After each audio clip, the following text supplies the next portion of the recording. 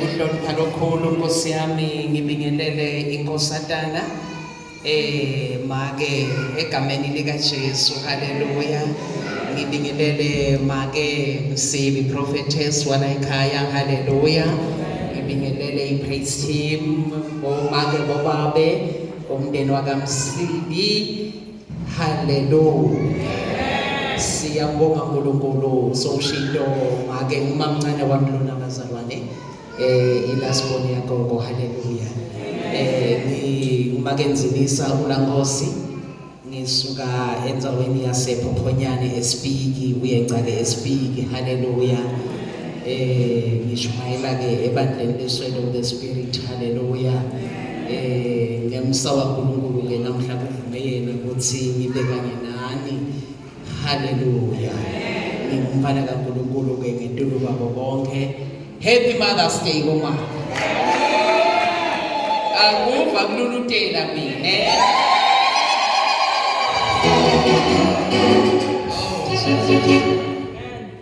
Bazalwane kuyabinga kwamake kakhulu siyabonga kuhlonishwa Nkosi yami inkosatana ngihlanye inkosi kanti konke kuba khona kwakhe Nkosi yami nathi ku senda sidiphi sibakhulu haleluya siyabonga uNkulunkulu kakhulu la itolo bese memorial leyinkosatana inkosikazi emadangeni nakhona baba kuhle inkosi yabayinhle haleluya sihlangene bazalwane kunema revivals esola qhubeka solo khona since Monday until today haleluya ngidawujika futhi sekaphelile haleluya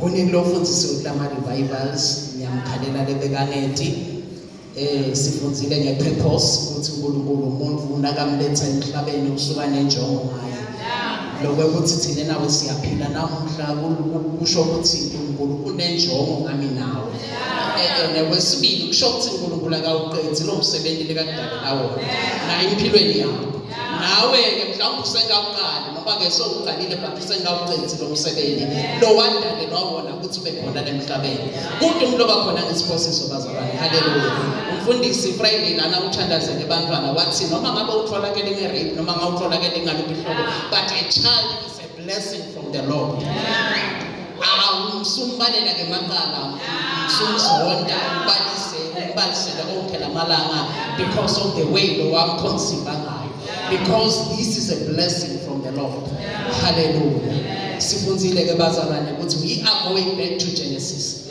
the way all things were created abekhuluma uNkulunkulu letinto bese tiyenteka ibakho ekugcineni kwabo konke athi nasekati buka athi kuhle aqhubeke ngakusasa adalo lokunya akhulume ibe khona bese uyahlala phansi uyabuka ukuthi hayi vele kuhle njengoba nathi simavela nje nawe thina namhla tintsaba nemifula nako konke lokhona emhlabeni wakudala uNkulunkulu wathi kukhona kunjani kuhle but wafika nawe wasebenzisa tanda wasibumba saba umfanekiso wakhe wasiphefumulela ngamoya wakhe so ke umqoka lokuthi asasiphefumulele ngamoya wakhe ake sende lokuyinsango yakhe sende lokunika sigalela kona emhlabeni every breath you take understand ukuthi umphefumulo wababa enkulunkulu awusiwo wami angidilethanga wona ngoba ungacisha itele sekho nasekawufuna nomnikati but usaphefumula every day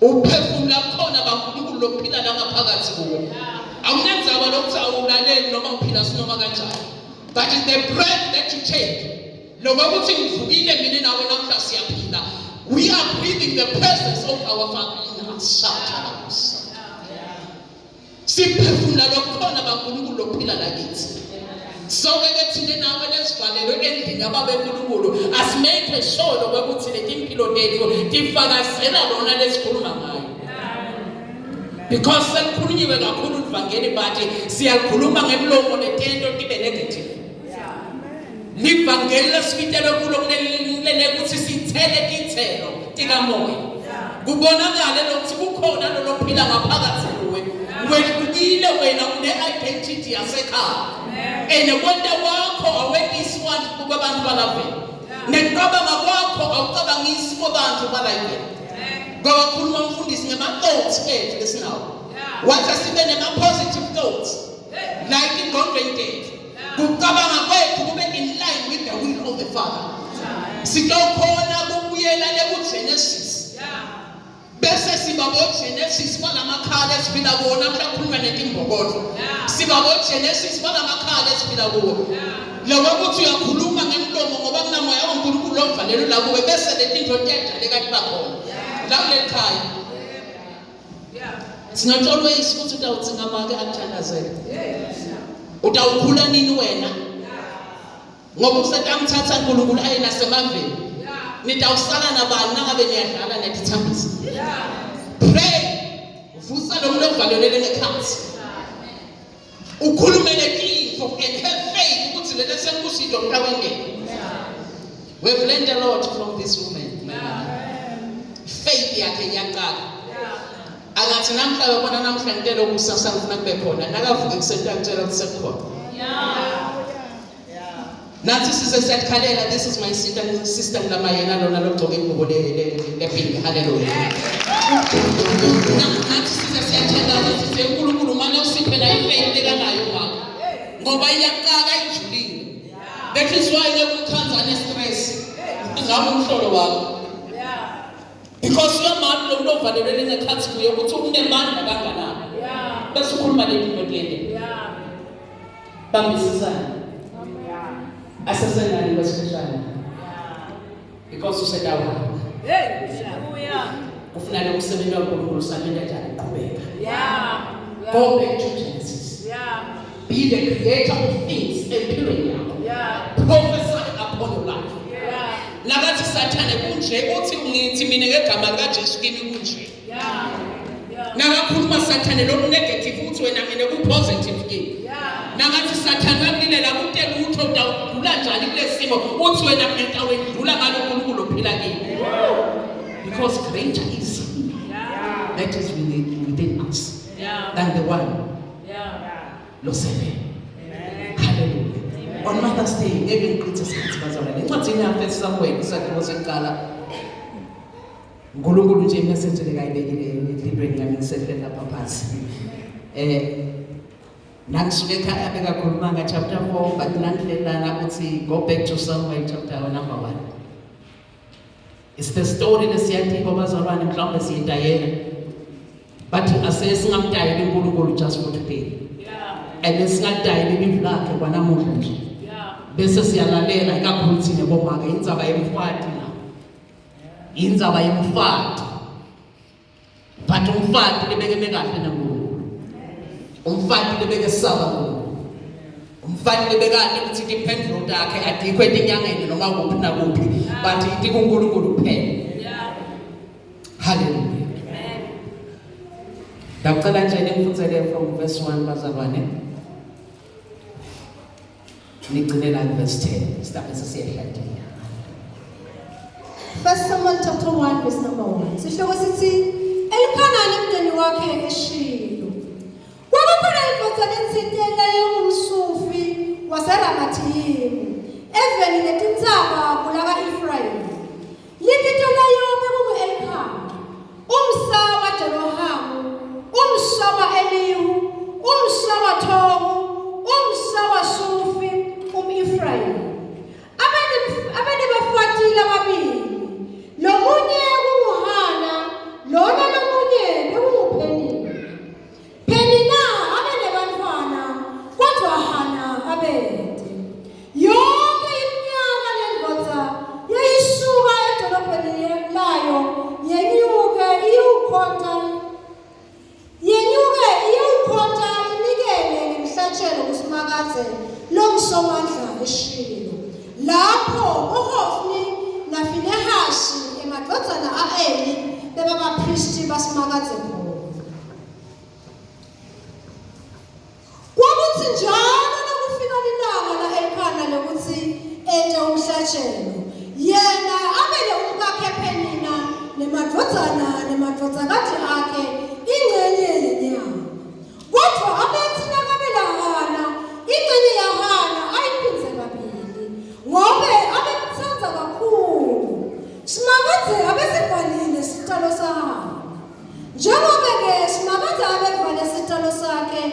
nozakwabo abevamise ukumthukuluza khona ade uphatheka kabi.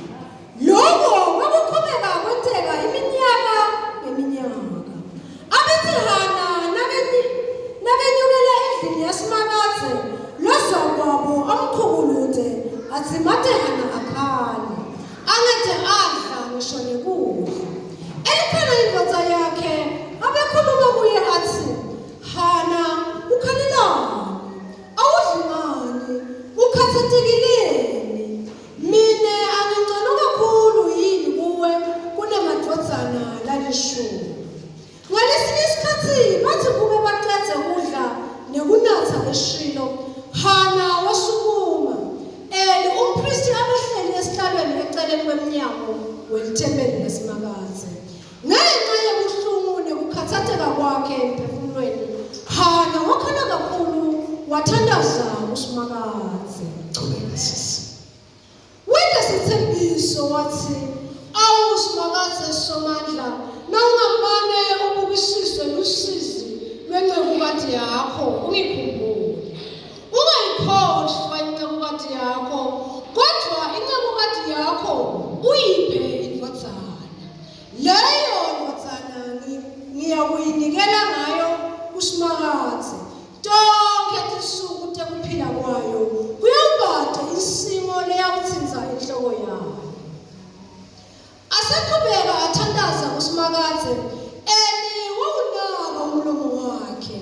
Hana abethandaza ngenhliziyo, tindzebe temlomo wakhe kuphela letatinyakata, kodwa livi lakhe lalingevakali. Wathi made wacabanga ukuthi lo mfati udzakiwe. Washo ukhuluma kuye uthi, utawuqhubeka kuhlala udzakiwe kuze kube nini? Yekelani newayini lakho. Kodwa Hana waphendula wathi, cha Nkosi yami, angikadzakwa, ngingumfati oselusizini lomkhulu. Angikaze ngilinathe iwayini nometshwala, bengisathulula inhliziyo yami kuSimakade. Hallelujah. Sibongelele imlandolo. Selifunziwe yonkulunkulu alithole indzawo etinhlitweni tethu nasetingcondvweni tethu ngamunye nangamunye sizindle ngalo uNkulunkulu wethu longcwele. Asilive ngoba lelivi lesikhathi ulithumele ngakuleli langa leli, ulithumelele thine lesikhona lana. uNkulunkulu wethu longcwele asilive silele bese lithela tithelo egameni likaJesu Kristu. Amen. Hallelujah. Unana uhlabele ngicela simusho nje kafishane. Uthi, we give you glory, my Lord, as we honor you. We give you glory, my Lord, as we honor you. Yes, you are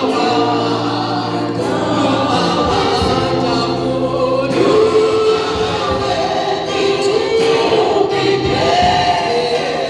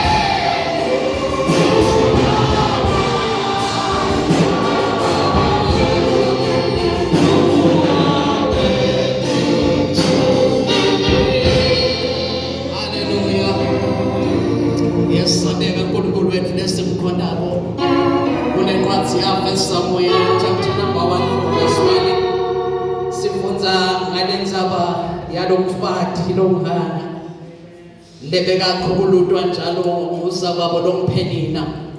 Lokubuhlungu ngalendzaba yaHana ithi lo Phenina lo mzababo abemkhukuluta ngisho aya endlini yababe kuNkulunkulu. Angikwazi wena ukuthi yini le yekunqinte nakufanele ukuthi enkonzweni. But sonke siphila nabo Phenina labasikhukuluta njalo noma siya ekhoneni bababe kuNkulunkulu. Ngiyambona ukuthi lo Phenina abetilandzela sicalekiso kanganani. Ungamkhukuluta njani umuntu ufuna ukumbona akhala but uya kuphi ekhoneni bababe kuNkulunkulu. Ucabanga ukuthi utawufika akhale athini lebabe kuNkulunkulu. Uma akhukulutwe nguwe ngekuthi wena uhlekisa nesimo sakhe ikakhulu thina bafana siyathanda ukuhlekisa ngesimo salomunye umuntu. Sikhohle ukuthi nathi sitele lokwehlele lomunye nami ngangehlela ngalenye ilanga ngoba siphila nje asiphileli thine but siphilela nalabantwana lesibatele. So whatever I do funa ngicabanga naIsrael olamva kwawo shada labosaya nikhalima ngathi just noma kanjani because nesive lesimlandzelayo ngemtulu balabele ngibatele mina labavundlela kunana Israel omandla lababe kuNkulunkulu kunana Israel lomango bathana labaphila emangweni bese mfulu linikele imbeleko shathana lembeleko yethu mina bonke labathana labatawufikele ethandeni takho unako noma ude you have to do it for the sake of the Father. Uyamkhukuluta ke Phenina uyamkhukuluta Hana. Akayekeli Hana kuyashindwa akayekeli ukuthandaza. Sihloko sale message namhlanje sifuna umfati akabiyele altar shela bosaya. Umfati akabiyele emthandazwe. Akasakayekele kuyashindwa uyothandaza. Lokujabulisa umaye bekakafikile shilo akhulume ngaPhenina lomkhukuluta. Thina nawe sesafunda imithandazo yabo go back to sender hayi khona ihamba njalo leyasezulwini. Awufiki uNkulunkulu khale ukuthi nami sisizandi kuyanhlupha yeNkulunkulu. Yelela konke ukhona lolosule lako. Phela babe uNkulunkulu kona konke ngathi kwathi konke ngathi.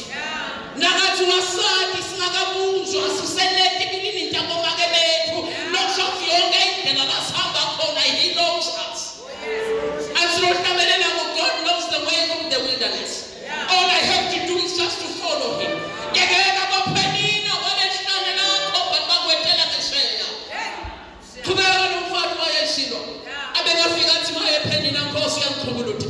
Ngoba imagine boPhenina balesikhathi athi uNkulunkulu nasekakubusisile bese uyakhoma wena uyaphakama athi uNkulunkulu akakwentela into ekhaya lakho balotlole bashade kwenteke konke bese uhamba ugabathisa lesisu sakho sale progress loyinikwa uNkulunkulu ungena eHana kungena mina sekuphinzile ngilevile phele beshada lona ngiyaqothola lo uyabona yini eHana ngufati ke lo gama la fati ne pride. But the other sentence about the Kulunkulu of Sabbath, they understand very well. God to know them now cause it by your grace and mercy. Let them now cause it looking back Father, to them so I don't deserve it, Baba Kulunkulu. But no penny na maya shagati. Bugela na lonyaga senna lonyumtana eha. Bugela na sabsebenin ba promoting. Engena na bandelu sutfani. Ngosi yakutvalele kusona umaka lokuthandazela ukuthi ube la ukhona khona. Fathi igama lawo. But Hana bekafika bekele inkinga yakhe athulele into yakhe babe kuNkulunkulu. And abe straight to the point. Angathemeleza athi Nkosi ngifuna indodana. Wena ngibona ukuthi lokuthandaza wakhe uvakali waswela esethembiso babe kuNkulunkulu. Wathi Nkosi nama ngiphala indodana yawuhlala ethembeni lakho imihla yonke yephila kwayo. Ngiyawunikela ngayo ngokwesimakathi. Noma selefikile lomfana kasagodi akaseva nejoy ebangumfana ukhumbula the promise he made to God. Ngabe thina nawe sembisene endlini kaNkulunkulu sakufeza yini? Wakhumbula wangeva injabulo egona kwesikhashana qala nekhona. wabisela lo mfana ethembelini wayohlala naEli umpriest. Thina na wena kasibusisa uNkulunkulu siyakhumbula yini kuthi kubusiseke nje ngisukaphi noma sibamba lesibusiso bese sithi phakama ngaso. Ngiyangibona yini, ngiyangibona inkosi imbusisile. But Hana wabisela lo mfana ethembelini lasimakaze wawuhlala khona. Wakhula waba umprofeti. Wakhula lo mfana wagoba inkosi yama-Israyeli Davide. Ngoba lembeke hlele ebukhoneni baba beNkulunkulu. Ngabe labethu bantwana bakuphi namhlanje? Kumqoka kunikela umfana uNkulunkulu. Kumqoka kuletha umfana ebukhoneni baba beNkulunkulu. Ufunzile dzadzewethu wathi khulisa umfana ngendlela lengiyo kuze usinyase kakhulile angesuki kuyo. Wabuyisela lesethembisa ethembelini. Wenda uNkulunkulu wasiyamultiply imvaba lo Samuel. Base bayanza labantwana. Lelo ngoba bese kamkhumbulile. But liyamangalisa livlobo beNkulunkulu ngoba lithi lesitabo sahanga bezwa lo uNkulunkulu ngemabomu bala bosathane. Ayathi le blessing yakho levwa lo uNkulunkulu ngemabomu. Ufuna usumathi yena ngokweqiniso ngokwempela. Umkhonto ngihamba ngamoya nangeqiniso bese uyayilisa le blessing. Kunetinto takho letivalelwe. We are not talking about children now. Namhla sikhuluma ngale tinto takho letivalelwe. Letivalelwe uNkulunkulu ngamabomu because of the pride.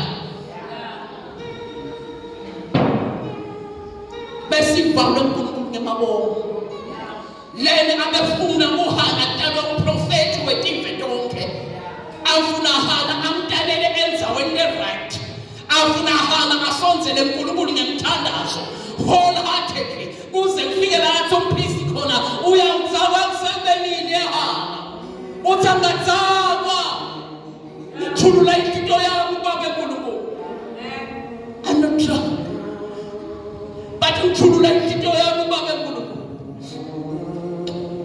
Akasho lo priest ukuthi ngithulula into nje kunaphelile lokukhulu ukuthi cha ke ngithulula into yami baba eNkulunkulu. Wakhuluma niye umpriest. Wathi uNkulunkulu akekho ukukhala kwakho. Wasiyakonsima. Lelo ngoba bekahlele kathi. Bekahlele ebukhoneni baba beNkulunkulu. Akazange ayekele lokuvumisa uNkulunkulu ngoba tinto tamphethe. Akazange ayekele ukukhonda ngoba tinto athambi kahle empilweni. But waqhubeka wayeshilo. Labanye bebayeshilo bayobonga ukuthi Nkosi siyabonga sesireceive naku. Bayeshilo bayobonga Nkosi bekhala ngaloko impendulo sengitholile. But yena noma bayobonga waqhubeka wayothandaza. Wangabanaki lesebathola impendulo tabe emaqeleni. Waqhubeka wayothandaza. Ngiyabona abanye bebaguqeceleni wakhe batobonga Nkosi ngiyabonga I am blessed. Yena solo ekhala impendulo sala kayithola. But akayikelanga kuyeshilo waqhubeka wayothandaza. Waze wathola impendulo yakhe ivela kuSimakazi. Wadalwa Samuel. Hamba uhlala ethembelini. Asiyambusisa uNkulunkulu ngalabanye abantu. Angathi indlela kayivale ngamabomu uNkulunkulu ayiphilweni yakho.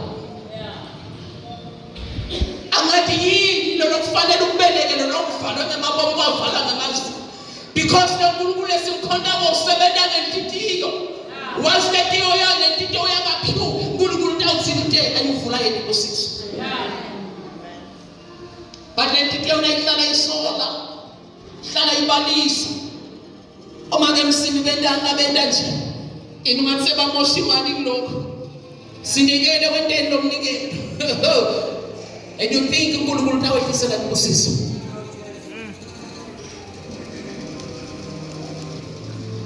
Ebazalwane asimkhonde uNkulunkulu ngoba kuhamba kahle. Asimkhonde uNkulunkulu ngoba tinto straight bonke right nebantwana ba right bayibona. Simkhonda because he is God and he deserves to be worshipped. Amen. Simkhonda ngoba uNkulunkulu. Lehlale lesendula ulo oyindlela yesewetela ngeshe. Indlula khona vele lemali uNkulunkulu ngakendlule thimela. Ngoba into ukuthi bekhona lokwenteka empilo yalomhlaba.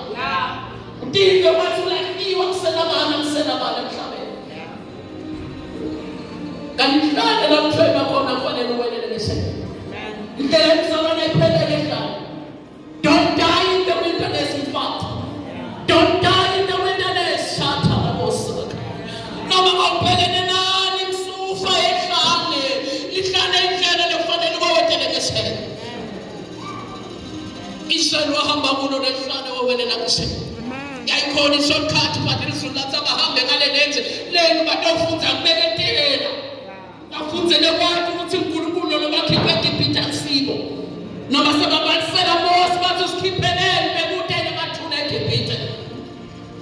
uNkulunkulu bekabafundzisa something. Lehlane lo endlula kulo umfati ekhaya. uNkulunkulu ufundzisa kubeketela. Fundzisa amathi yena njengoNkulunkulu. Fundzisa ukuthi kuyahlalwa la Jesu no matter what. Uhlale wena yedwa ungamhlanganisi nalokho. Uhlale uqinde wangathi awusaphili kahle la engqondweni. Baheletele bahleke bathi uhlale manje uhlale sathala manje. Ngoba uhlele edwaleni leMkristu. Awunyakathisa lokho. Nasingakutshela la sibuya khona you can be surprised. Philile mina ngewidwa umfana kade asala nabangani 2021. Lokho bekufanele ayi-Royal Science bantshela ukuthi bafuna 10,000. Ngathi Nkosi ngide ngathatha le-admission letter ngayiniketa kubo. Ngase ngivule ukuthi bangene babhala ama-message bathi wonke lofunza e-Royal Science and Technology Park. Scholarships esikole but no grants. Ngathi praise God. Sitawubona mfana ukuthi nje. Cethile. Because I had nothing. Bahleka bayonke business lebekhona ekhaya shela bosaya. Baphela bonke imoto takho bangathi litshelene. Bafa bakhanda bafakiyala everything. Stolo lengasakha babinda ukuthi kufake abantu barente kuso. Because everything makes trouble. Ngathi leni uNkulunkulu ngoba ngumfana wakhe. Why me Lord? Bahlekelela basho ukuthi fanele ngithobe entalo baba. Angalima lo mama. Bengasibo balokho mama. Fanele bebalo baba uhambe nako lo baba. Bantu abakuswele bangakusho ebazalwane. Till today rent abantu no big. Till today angizame khona impela ka transport.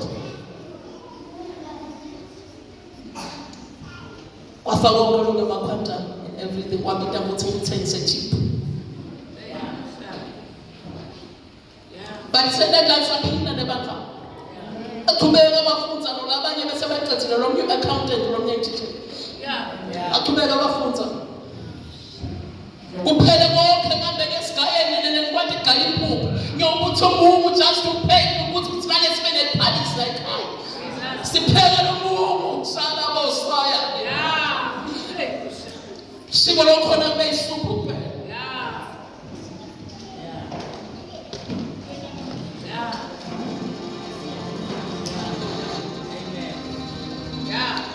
Ingako singafuni nalokho lokho. Ngoba sibona sewethe thina leli bathini. Wahleka wonke umama wasephokonya. Waheletela washo konke longakusho. Bagraduate abantwana labadzala bahlala ekhaya ngale how many years? I went back to the art. Ngathi Nkosi sekufuna wena manje. Ngamfunisisa uNkulunkulu ngakhala kuye sakhala nemakhala. Aqazwa lo accountant. Walandzela lo mthishela 3 months time bamenda permanent. Nalo uyahamba. Software engineer.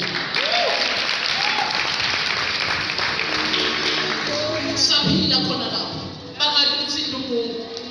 Ngeba national yela ngathi siso sinte glass nokungana kusha every day into nabona ukuthi great.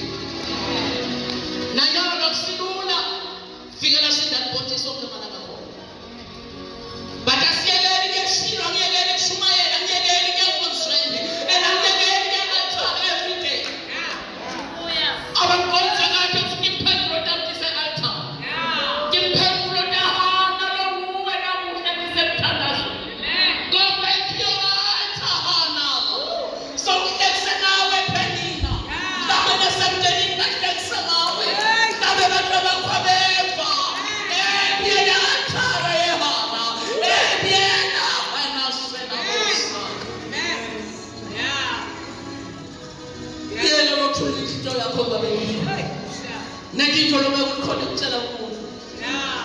kaNkulunkulu la kuye sithulule konke sikusho njengoba kunjalo ukuthi Nkosi kunje ungamfihleli utho ngoba uyathi uNkulunkulu biyele kuthandazweni manje bathandazweni nabafana akusilula nawufana ngathi njengoba akusilula akusilula ngoba laba babhekile sinabantwana batambiyeka njalo ngasekho lo babo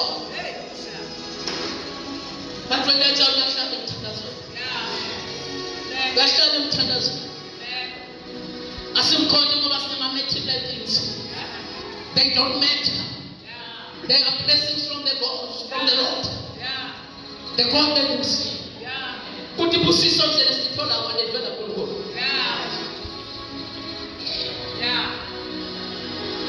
asisuswa timo kuNkulunkulu asisuswa timo instead timo alisonzete kakhulu wakhala hana waze wayithola impendulo kwaba umfana lo kakhulu lo mfana lo lomsongela wafika la iba khona people asimakaze alele thembeleni laze lambita kathathu lithi Samuel akithi mayele bize buye athi lithi Samuel akithi mayele wagcine elakonza ukuthi ayikhona lo mfana ubinta usimakaze mana ngalale people Nkosi nakuye le people uthi hey khuluma Nkosi na incebo yakho ilalele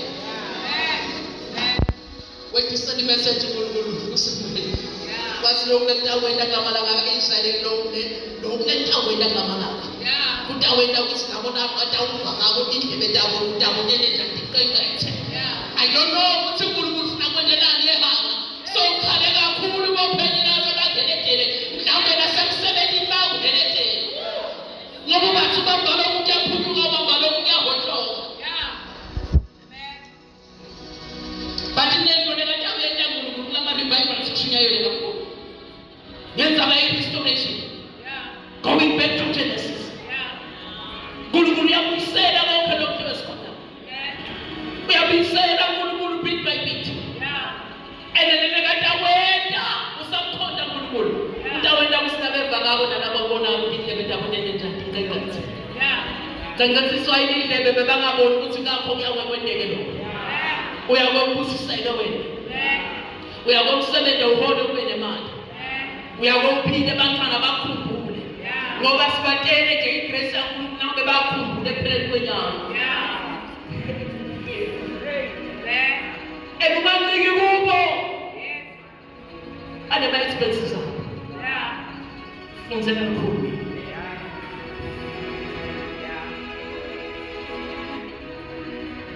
Lisitulo wayekuthishela afana usewashada thini akuthatha abafowabo ngoba sentishela le-profession the accountant nawe yalenzela yashada bafana bebantu akubidi-ke ukuthi uthembele kubo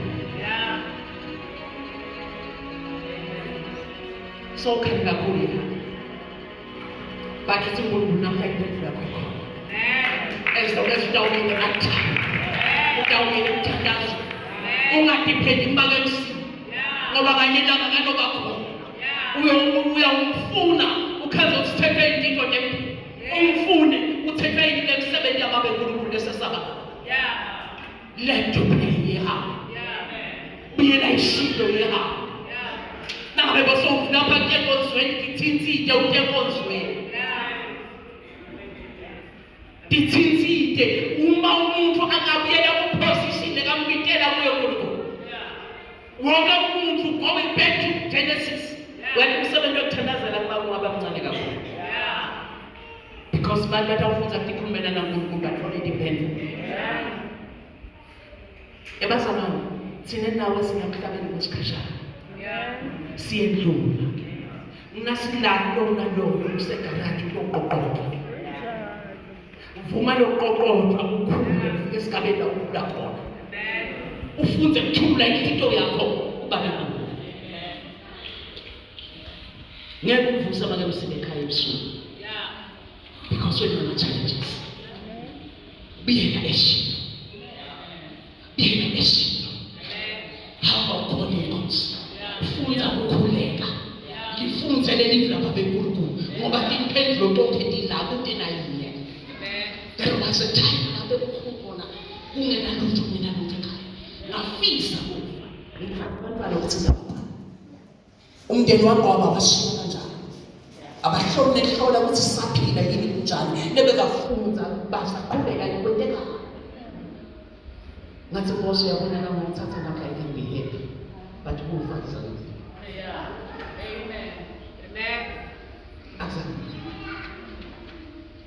azame ukufika ngaqabanga nalokho nje but azame ukufika wakhuluma livile wathi ukutrade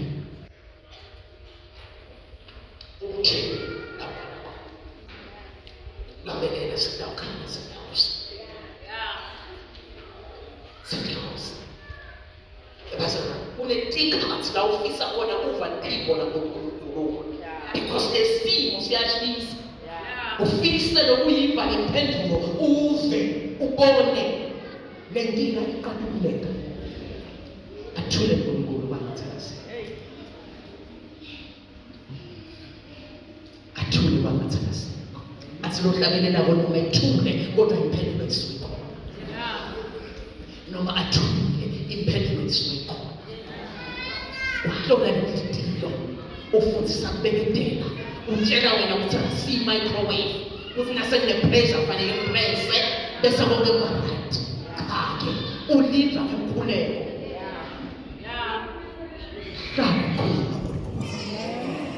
dwell in the presence of God usekhalakho ukhona kaNkulunkulu abuke kuwe abuvalele kuwe usemsebentini walk with the presence of God nguyelo dawuvule mehlo noma ngeagenda dawusheshe bona bese ubalekela kuNkulunkulu go back to the altar hall sebahlekisa ngawa kwathi bahlekisa ngawe kuphi angathi kubula uzelele kakhona hlangothi lwakho lokuphila babiyela altar biyela emthandazweni nothando lobo unalo ngaKristu uqala usanza kuzinziswa akathi kuseleleke and go back to Genesis dala into empilweni yakho prophesy upon your life ungalithi prophet prophesy upon your life you have got the power and the authority lamandla uvalelelanga phansi shito lenqala ngathi the breath that you take you are breathing the presence of God inside you use the power